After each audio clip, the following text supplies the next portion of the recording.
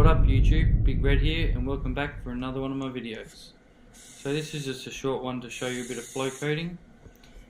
This is just a Jeep bonnet that I had in earlier. So I did some colour blending on, and as you can see there I just had a little bit of a rub through, and I'm just puffing a little bit of colour over that rub through to make sure that when I flow coat it you do not see it. So yeah, what actually happened with this bonnet was I was in a bit of rush when I got it done.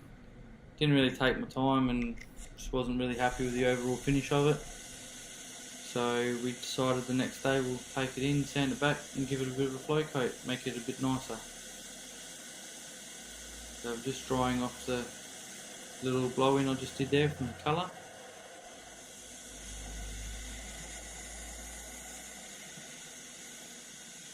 It's only a very tiny rub through, it didn't need much colour put on it at all, just enough to take the eye away.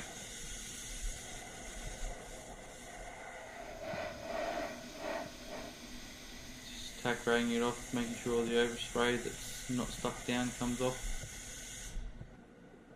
Just want to check it there with the temperature gun too. It's quite warm in the booth. By checking it with the temperature gun I can determine which reducer I should use.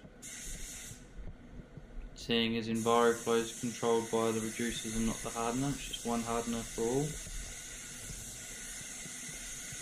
When flow coating as well, you don't really need to go super heavy. Well, not with this EnviroFlow clear anyway.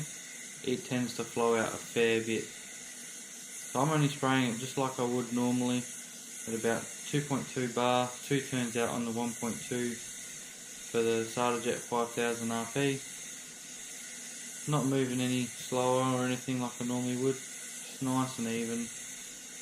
Making sure I'm keeping the fan pattern square to the panel as well. I don't want to be top heavy or bottom heavy.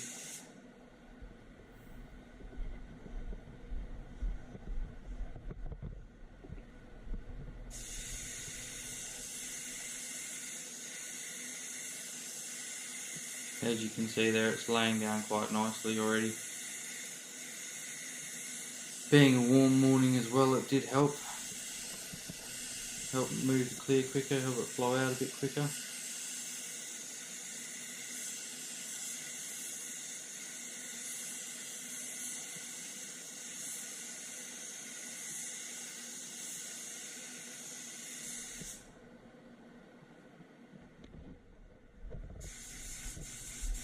So I let it flash for about 10 minutes in between, guys.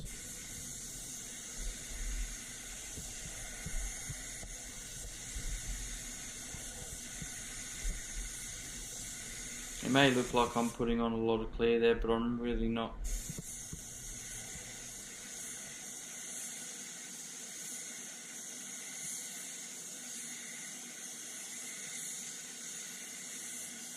You see, having the 1.2mm set up as well, and having it at that little bit higher pressure, the atomization is very fine.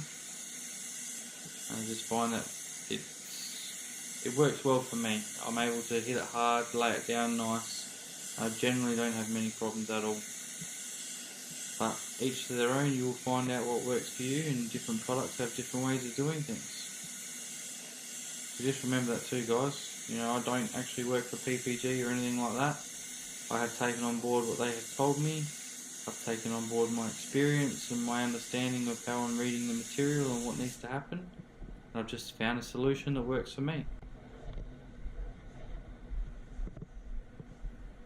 I actually do run out of clear when doing the rest of this bonnet, so you will see I've done a quick cut to a different camera angle, and that's just because I've had to quickly run out, mix up some more clear and come back in. So that's all that is, guys. It happens to the best of us. The good thing with this clear is it melts back into itself quite nicely, so no issues there, no harm, no foul.